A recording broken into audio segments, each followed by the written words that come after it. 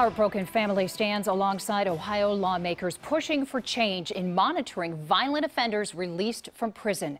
Thank you for joining us tonight at 5. I'm Ellie Merritt. I'm Mark Taylor. It's called the Reagan Tokes Act in memory of the Ohio State student that was kidnapped and murdered earlier this year. NBC4 has been following this story from the very beginning. NBC4's Ted Hart is live tonight at the Statehouse to explain this proposal that aims to really save lives here. Ted? Yeah, the proposal calls for some more intense electronic monitoring of violent felony offenders when they're released, as well as some additional re-entry programs for those offenders. And Reagan's parents, Lisa and Toby Tokes, said that had these reforms been in place last February, their daughter might still be alive.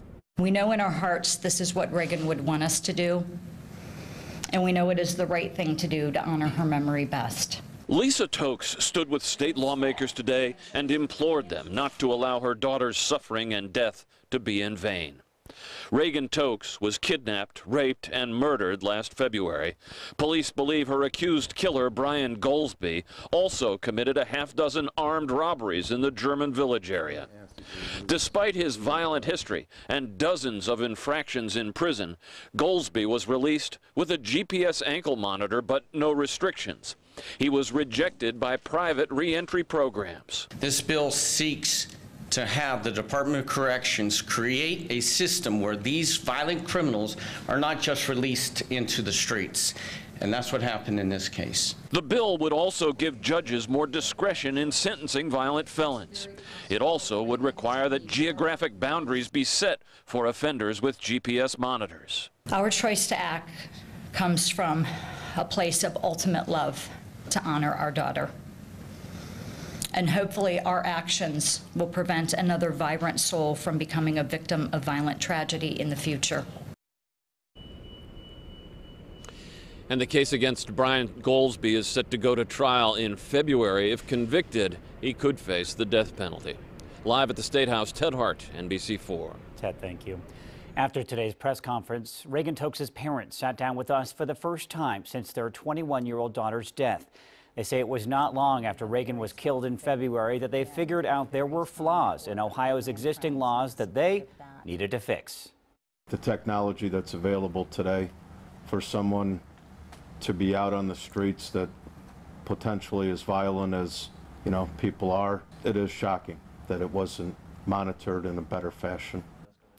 Coming up on NBC4 at 6, we hear more from Reagan's parents as they continue to push for change in their daughter's honor. This bill comes after a series of investigations here at NBC4 revealed several mistakes in what is being called a broken criminal justice system. Holes in the system that NBC4 investigates first uncovered in July. We found that police could not track accused killer Brian Goldsby's GPS ankle bracelet, and police did not have access to that information.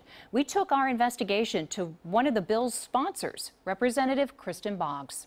22 words written in black and white, records pertaining to probation and parole proceedings or to proceedings related to the imposition of community control sanctions and post-release control sanctions. That paragraph is a tiny part of what is not open to the public.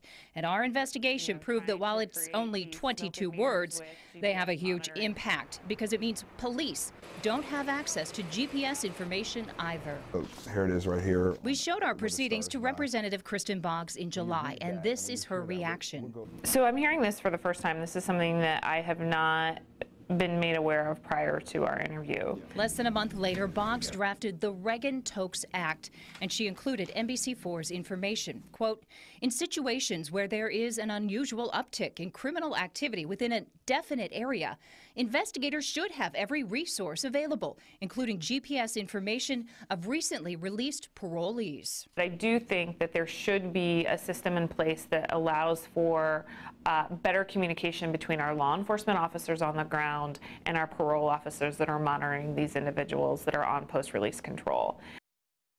And you can count on us to follow every step of the Reagan Tokes Act at the Statehouse. And you can see our previous stories on Reagan Tokes, as well as our investigation on Brian Goldsby. It's all on our website. Just click on this story on our homepage, NBC4i.com.